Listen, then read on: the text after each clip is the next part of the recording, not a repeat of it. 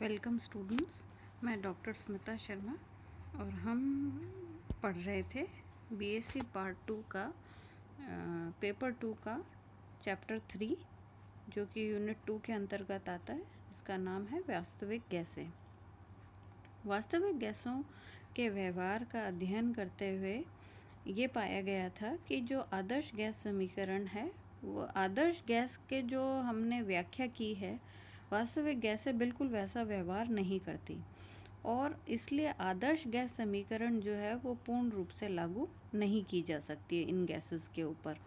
इसलिए एक नई गैस समीकरण की आवश्यकता महसूस हुई। उसके अंतर्गत वैन डर वाल ने एक तर्कों के आधार पर उसने एक अपनी समीकरण दी और उसने एंड्रयू के जो प्रायोगिक परीक्षण थे, परिणाम थे, उनको भी उसने अपनी समीकरण की सहायता से काफ़ी हद तक उसको रिप्रोड्यूस कर दिया था। वापस से वैसे के वैसे ही ग्राफ आपको प्राप्त हो गए थे।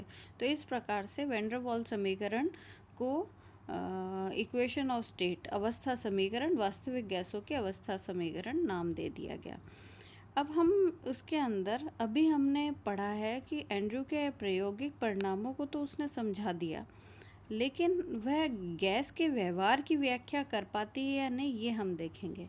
अब आपको पहले प्रारंभ में जब हमने ये चैप्टर पढ़ना स्टार्ट किया था तब हमने ये देखा था कि हाइड्रोजन गैस का व्यवहार, नाइट्रोजन गैस का व्यवहार और कार्बन डाइऑक्साइड गैसेस का व्यवहार का जब अध्ययन किया था तो उसमें ये पाया गया था कि उसके अंदर एक ताप ऐसा आता है जिसको हम बॉयल ताप कहते हैं, जिस पर गैस जो है वो पूर्ण रूप से आदर्श गैस के समान व्यवहार करती है और अन्य परिस्थितियों में उसका जो मान है वो आदर्श गैस के समान नहीं रहता और उससे विचलन प्रदर्शित होता है।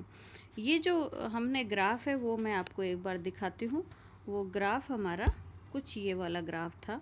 इस ग्राफ में आपको दिखाई दे रहा है इसके अंदर कि पीवी वर्सेस पी ग्राफ है। इसमें बॉयल ताप पर गैस के जो पीवी वर्सेस पी जो ग्राफ है वो वैसे आदर्श गैस के हिसाब से एकदम सीधी रेखा होना चाहिए, लेकिन बॉयल ताप पे वो काफ़ी हद तक सीधी रेखा रहता है, बाद में बढ़ना शुरू होता है। बॉयल ताप के ऊपर वो लगातार बढ़ता जाता है और बॉयल ताप के नीचे वो पहले डिक्रीज़ होता है और फिर उसके बाद धीरे धीरे इंक्रीज़ होने लगता है। ये ऐसा व्यवहार अधिकांश गैसों ने प्रदर्शित किया था। तो हम इस ग्राफ की व्याख्या वैन डर वाल समीकरण द्वारा हो पाती है या नहीं, ये हम आज देखेंगे। तो हम इसका व्यवहार का व्याख्या करेंगे। वैन डर वाल समीकरण द्वारा वास्तविक गैसों के व्यवहार की व्याख्या। तो एक मोल गैस के लिए वैन डर वाल समीकरण हम निम्न लिखी हुई है: P plus A upon V square V minus B बराबर RT। अब इसको हम सिंप्लीफाई कर लेते हैं। सिंप्लीफाई कर कर हम उसको अब एक थोड़ा सा अलग रूप में, पहले हमने v की घात के रूप में लिखा था, अब हम v की घात के रूप में नहीं लिख रहे, हम इसको जो तीसरी लाइन में जो इक्वेशन है उस रूप में लिख रहे हैं। pv बराबर RT plus pb minus a upon V plus A B upon V square के रूप में लिख रहे हैं, जहाँ पे जो ये टर्म है माइनस ए अपॉन वी और plus A B upon V square, ये काफ़ी छोटी हैं। अब हम इसके अंदर v का मान की गणना करते हैं। तो v के मान की गणना हम कैसे करेंगे? ये हमने इस जानबूझ के लिखा है जिससे कि हम पूरी की पूरी समीकरण को p रूप में बदल सके, v एलिमिनेट कर दें। तो हम v को एलिमिनेट करने के लिए आदर्श गैस समीकरण को यूज़ करते हैं, pv बराबर RT। उससे हम 1/v का मान निकालते हैं। 1/v का मान आएगा p अपॉन RT के बराबर। अब ये मान हम उपरोक्त समीकरण में रख देते हैं। तो आपके पास क्या आ गया? पी वी बराबर RT plus P B minus A P upon RT plus A B P square upon R square T square आ गया। अब देखो जो सेकंड और थर्ड टर्म है इसमें दोनों में ही p है, p को हमने कॉमन ले लिया, तो हमारे पास ये समीकरण आ गई। पी वी बराबर RT प्लस पी ब्रैकेट के अंदर B minus A upon R T plus A B P square upon R square T square. तो अब हम इस समीकरण को हमने रीमॉडिफाई, है वही वैन डर वाल्स समीकरण, हमने उसको एक नए रूप में लिख लिया। अब इसके आधार पर हम वो बॉयल ताप वाला जो ग्राफ है उसकी व्याख्या करेंगे। तो इसके लिए सबसे पहले हम ये मान लेते हैं कि माना टेम्परेचर जो है, ताप जो है वो बहुत कम है, लो टेम्परेचर पर है ना।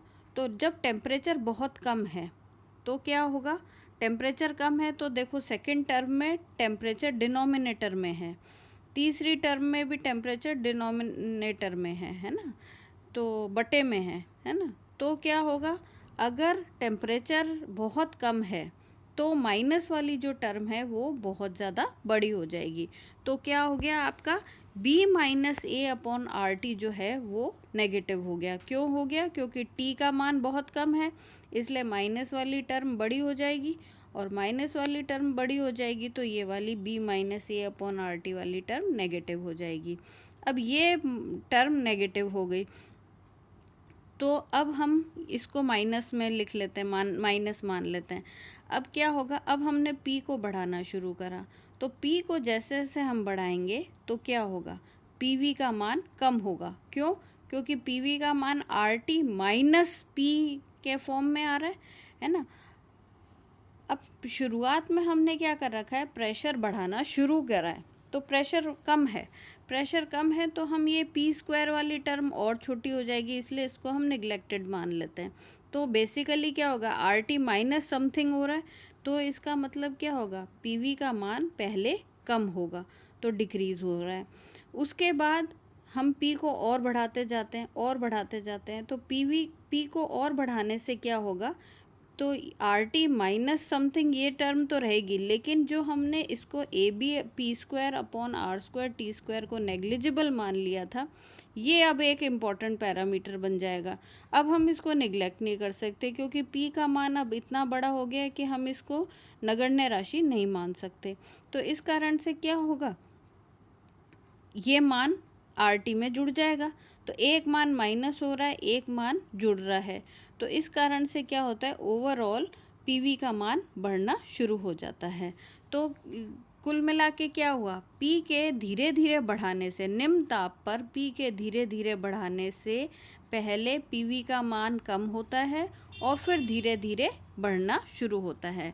जैसा कि मैंने आप पहले दिखाया था वही हमने यहाँ पर प्लॉट किया हुआ है ग्राफ, आप इसको देखिए।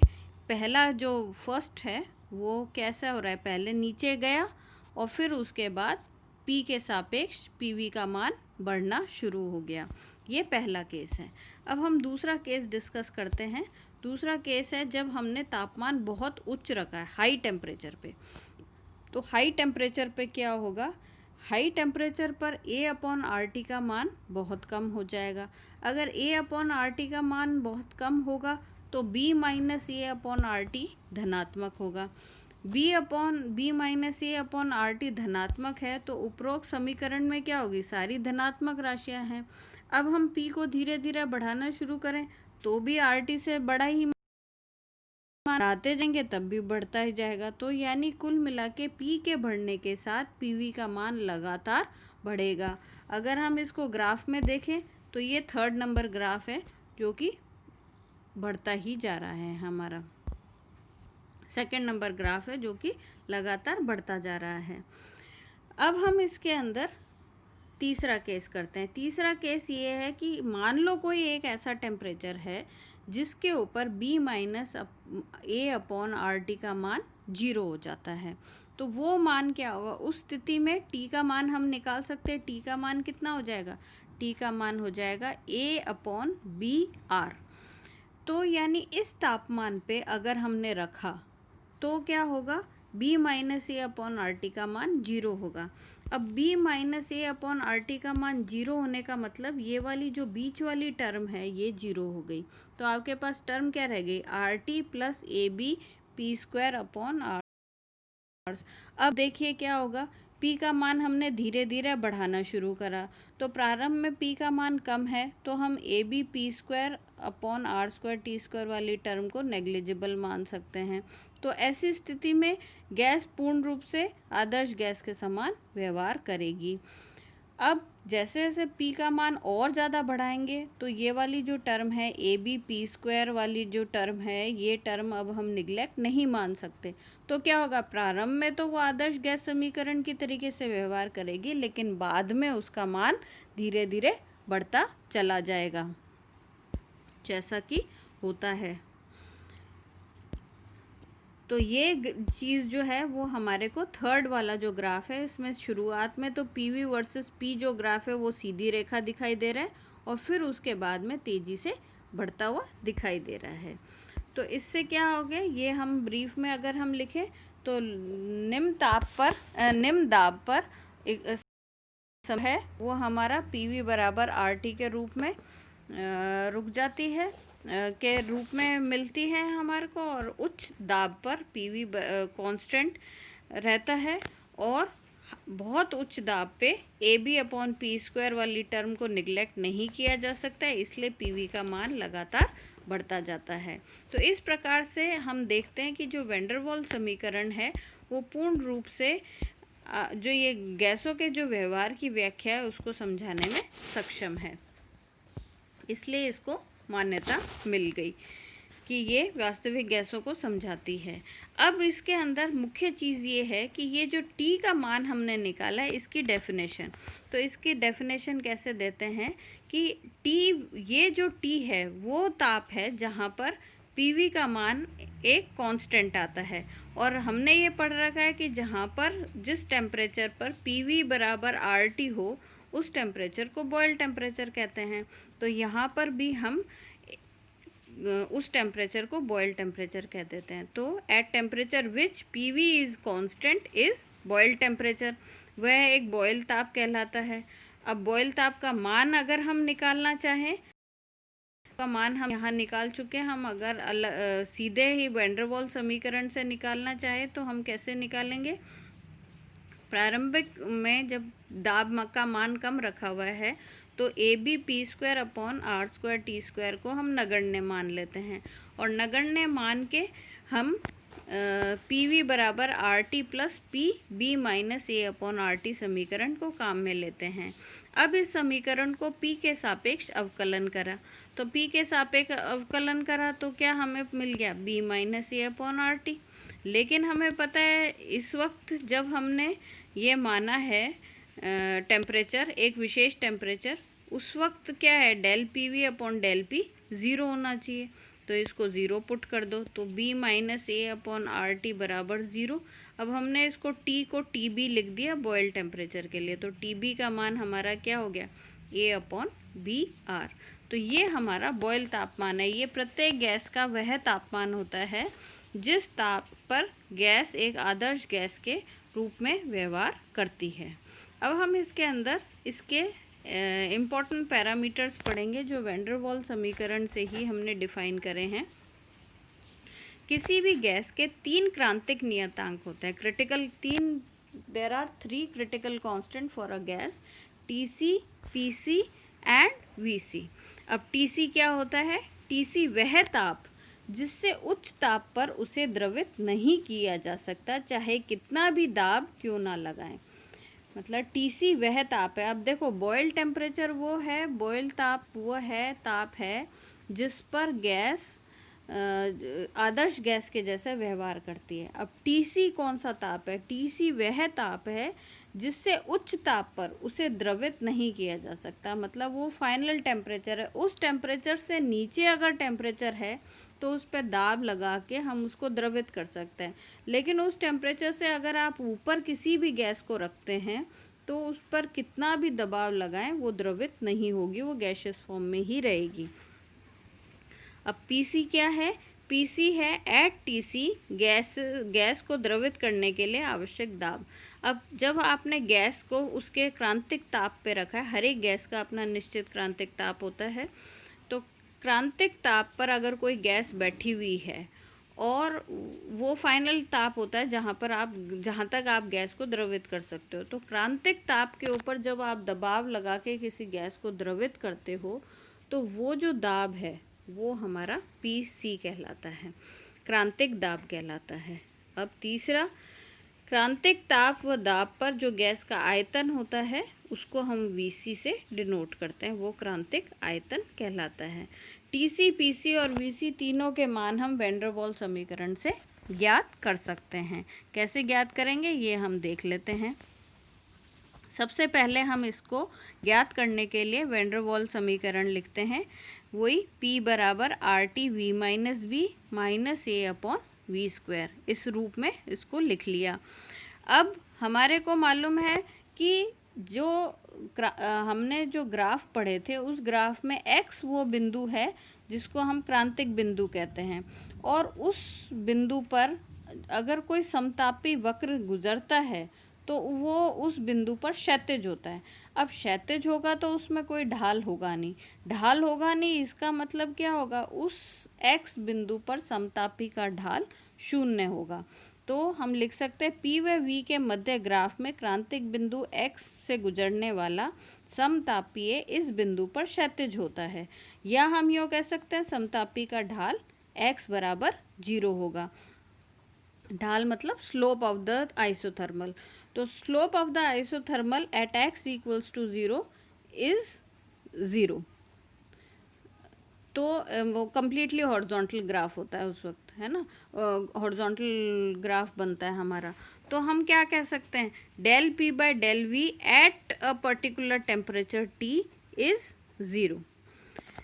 अब दूसरी चीज़ है, अगर आपको ग्राफ ध्यान हो, हम इसके अंदर इसमें तो ये वाला ग्राफ तो हम देखेंगे नहीं, अगर हम पैराबोलिक पार्ट देखें उसका x बिंदु का, ये देखिए x बिंदु के दोनों तरफ अगर हम पैराबोलिक हिस्से में जाएं तो इसके दोनों तरफ जो कर्वेचर है वो अलग अलग है, दोनों तरफ वक्रता अलग अलग है, ठीक है।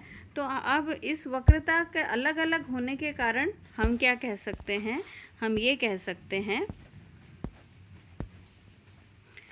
x के दोनों ओर की वक्रताएं विपरीत हैं, अतः x नति परिवर्तन बिंदु है। ये पॉइंट ऑफ रिफ्लेक्शन भी कहलाता है ना। तो इन्फ्लेक्शन पॉइंट कहलाता है ना। तो x जो है वो हमारा नति परिवर्तन बिंदु है, यानी इसके इधर इधर दोनों तरफ वक्रताएं अलग अलग हैं, कर्वेचर अलग अलग हैं। ऐसी स्थिति में x पर कर्वेचर 0 होता है, या हम यो कहें कि उसका जो डबल डिफ्रेंसिएशन है वो 0 होता है। तो d²p/dv² इज इक्वल्स टू 0। अब हमारी जो ऊपर समीकरण 1 है इसमें हम del P by del V भी निकालेंगे और del square P by del V² भी निकालेंगे। दोनों को मतलब P को V के सापेक्ष डिफ्रेंशिएट करा, है ना। तो अवकलन कर दिया तो हमारा इक्वेशन 1 का अवकलन हमारे को कुछ ऐसे प्राप्त हो गया। अब हम इसके अंदर हमें निकालना तो क्या था, हम निकालना चाह रहे हैं PC का मान, VC का मान और TC का मान। तो अब हमारे सबसे पहले हम पहली फर्स्ट इक्वेशन में P का मान PC रख देते हैं, V का मान VC रख देते हैं और T का मान TC रख देते हैं। तो आपकी जो पहली समीकरण है उसके अंदर सभी मानों को रखने पर हमारे को PC क्या प्राप्त होता है, PC प्राप्त होता है PC बराबर RTC/VC minus B minus A/VC² प्राप्त हो गया, है ना। अब हम इसके अंदर ये जो दो डिफरेंशिएबल इक्वेशन है इसके अंदर भी मान रख देते हैं, और इनमें क्योंकि इक्वल टू 0 है इनको थोड़ा सा सिंप्लीफाई करते हैं तो आपको आगे दिखाई देगा। तो अब हमने क्या करा, जो ये दो डिफरेंशिएट करके जो इक्वेशंस हैं उनको हम इक्वेशन 2 और 3 के रूप में लिख सकते हैं, क्योंकि एक तरफ माइनस साइन था उसको हम दूसरी तरफ ले गए। तो हमारे पास दो समीकरणें आ गई, इक्वेशन 2 और 3। अब समीकरण 2 और 3 दोनों को भाग लगा देते हैं। भाग लगा के जो कटने वाली राशियाँ उनको हम कैंसिल आउट कर देंगे, और उन सब को सिंप्लीफाई करने पर हमें सिंपली क्या प्राप्त होता है, VC का मान प्राप्त होता है। VC का मान कितना प्राप्त हो गया, VC का मान प्राप्त हो गया 3B के बराबर। इसको हम इक्वेशन नंबर 4 कह देते हैं। अब ये मान हम समीकरण 2 में रख देते हैं। तो समीकरण 2 में Vc का मान रख के और उसको सिंप्लीफाई करेंगे तो हमारे को Tc का मान प्राप्त होगा। तो Tc का मान हमें अल्टीमेटली, आप इसको पेन पेपर पे सॉल्व करके भी देख सकते हैं, सिंपल सिंप्लीफिकेशन है, उससे Tc का मान हमें प्राप्त होता है 8a/27br। इसको हम इक्वेशन नंबर 5 लिख देते हैं। अब हमारे पास Tc का मान आ गया, Vc का मान आ गया। Pc का मान हम पहले ही निकाल चुके हैं, लेकिन उसके अंदर हमने Tc और Vc को यूज़ किया है। तो Tc और Vc के मान हम इसके अंदर समीकरण में रख देते हैं। रखने के बाद हमारे को Pc का जो मान है वो कुछ ये प्राप्त होता है, a/27b² प्राप्त होता है, जो कि समीकरण 6 में दिखाए अनुसार है। तो इस प्रकार से हमने Vc, Tc और Pc तीनों के मान ज्ञात कर लिए। अब हम इसी के अंदर एक इम्पॉर्टेंट पैरामीटर और निकालेंगे, जिसको हम कहते हैं क्रांतिक गुणांक, क्रिटिकल कोफिशिएंट। अब क्रिटिकल कोफिशिएंट क्या होता है? ये होता है रेशियो ऑफ RTc/PcVc, है ना। तो RTc/PcVc हमने क्या करा, TC का मान रख दिया, PcVc सबके मान जो हमने 4, 5, 6 समीकरण में निकाला है वो हम रख देते हैं और उसको सिंप्लीफाई करते हैं। तो सिंप्लीफाई करने के बाद सारी चीज़ें, वैल्यूज़ कट जाएंगी और कटने के बाद हमारे को सिंपली 8/3 प्राप्त होता है। वेंडर वॉल ने कहा था कि ये सभी के लिए एक समान होना चाहिए, ये सभी गैसों के लिए एक जैसा सा होता है, it is same for all gases, critical coefficient. अब इसके साथ साथ हम एक चीज़ और निकाल लेंगे, वो है हमारे ए और बी। जो ए और बी जो है वो इसने डिफ़ाइन किए थे वेंडर वॉल ने, हम उनके मान भी इन्हीं समीकरणों की सहायता से निकालेंगे। तो हम समीकरण 5 और 6 को काम में लेते हैं। 5 और 6 को सिंप्लीफाई करें तो एक विशेष प्रकार से सिंप्लीफाई किया है, क्योंकि ये इक्वेशन को कई तरीके से सिंप्लीफाई कर सकते हैं। मैंने इसको कुछ इस तरीके से सिंप्लीफाई किया है कि टीसी का मैंने स्क्वायर निकाला और बटे पीसी कर दिया। उसको सिंप्लीफाई करने से मेरे पास बी कैंसिल आउट हो गया और केवल ए रह गया, और ए को मैंने एक तरफ रख के बाकी सब राशियों को दूसरी तरफ ले गई। तो मुझे ए का मान प्राप्त हो गया 27r²/64 इंटू TC²/PC। ये ए का मान प्राप्त हो गया।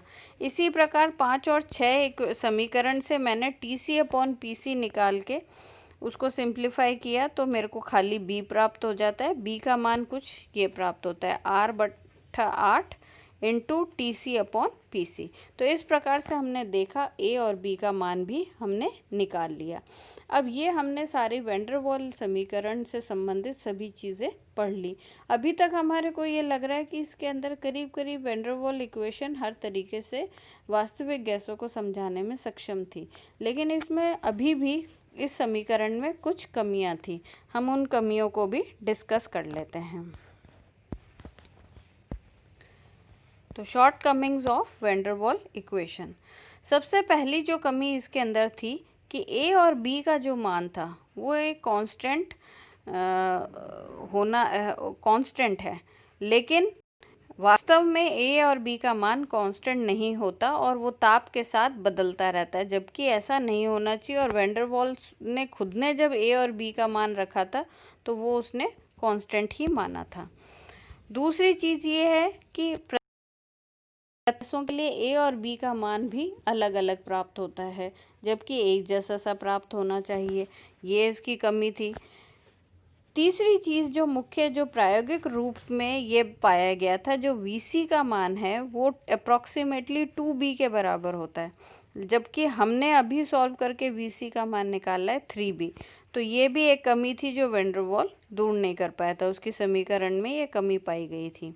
अच्छा, एक कमी और थी, चौथी कमी ये कि जो क्रांतिक गुणांक का मान हमने निकाला था वो हमने निकाला है RTc/PcVc का मान जो है वो 8/3 निकाला है, लेकिन ये कांस्टेंट नहीं था। ये भी देखा गया कि प्रायोगिक रूप में अलग अलग गैसों के लिए इसका मान अलग अलग है और अप्रॉक्सीमेटली 3 पॉइंट समथिंग इसका मान प्राप्त होता है।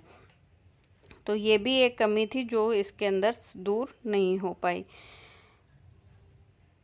Also are values near critical states are different. और इसके साथ साथ ये भी देखा गया था कि जो क्रिटिकल स्टेट जो है, क्रांतिक अवस्था है, उसमें भी सबकी जो वैल्यूज़ हैं वो अलग अलग प्राप्त हुई थी। इस प्रकार से वैन डर वाल की जो समीकरण है वो काफ़ी हद तक वास्तविक गैसेस को समझाने में सक्षम रही, लेकिन उसमें कई कमियां थी जो जिनको बाद में धीरे धीरे सॉर्ट करा, उनका वे आउट निकाला।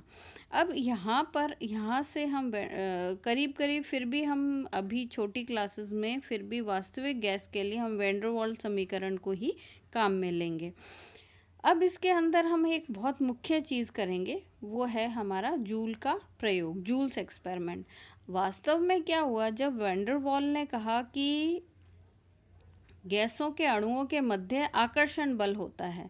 अभी तक ये मानते आए थे कि कोई आकर्षण बल, अंतराण्विक आकर्षण बल या इंटरमोलिकुलर अट्रैक्टिव फोर्सेस एग्जिस्ट नहीं करती। लेकिन वैन डर वाल की इक्वेशन जब काफ़ी हद तक वास्तविक गैसेस, रियल गैसेस को समझाने में सफल रही, तो ये मानने लगे कि भाई वाकई अणुओं के मध्य कोई एक अट्रैक्टिव फोर्स होता है। अब ये अट्रैक्टिव फोर्स होता है तो ये अट्रैक्टिव फोर्स के किसी ना किसी प्रयोग द्वारा इसकी मेजरमेंट तो होना चाहिए कि कितना लगता है बल, कितना अट्रैक्टिव फोर्स है, उसकी कैसा नेचर है, किस तरीके का है, उसके बारे में पता करने के लिए जूल ने प्रयोग करने शुरू करे। तो अब जूल को किसी भी प्रयोग के अंदर अंतर आणविक आकर्षण बल के बारे में कुछ पता नहीं चल पा रहा था, तो उसने कई सारे प्रयोग करके देखे। उसमें से मैं एक साधारण सा छोटा सा भी आज इतना ही बताऊंगी। उसने क्या करा, एक गैस ली और गैस को धीरे धीरे धीरे धीरे उसने ये कहा कि अगर अंतर आणविक आकर्षण बल है तो जब हम गैस को एक्सपैंड करेंगे, विस्तारित करेंगे, तो क्या होगा, वो उस आकर्षण बल के विरुद्ध कार्य करेगी। आकर्षण बल के विरुद्ध कार्य करेगी तो उसके तापमान में कमी आएगी अगर हम उसको विलगित निकाय की तरीके से रख दें। तो उसने क्या करा, दो बर्तन लिए उसने और उन दोनों बर्तनों में से एक में गैस भरी और फिर उसको धीरे धीरे उसको एक्सपैंड करने दिया। अब एक्सपैंड करने दिया और उसको पूरा आइसोलेटेड सिस्टम रखा, लेकिन उसके पूरे ही सावधानी रखने के बावजूद कहीं भी उसको ऐसा कोई डिक्रीज इन टेम्परेचर नहीं मिला। तो उसको समझ नहीं आया कि भाई ये कैसे हो गया। ठीक है, फिर उसने और प्रयोग करके देखे, तो हम उसको बाद में सक्सेस मिली या नहीं ये हम आगे लेक्चर में देखेंगे। इससे संबंधित उसने और क्या प्रयोग करके देखे ये भी हम नेक्स्ट लेक्चर में देखेंगे। आज इतना ही, ठीक है, धन्यवाद।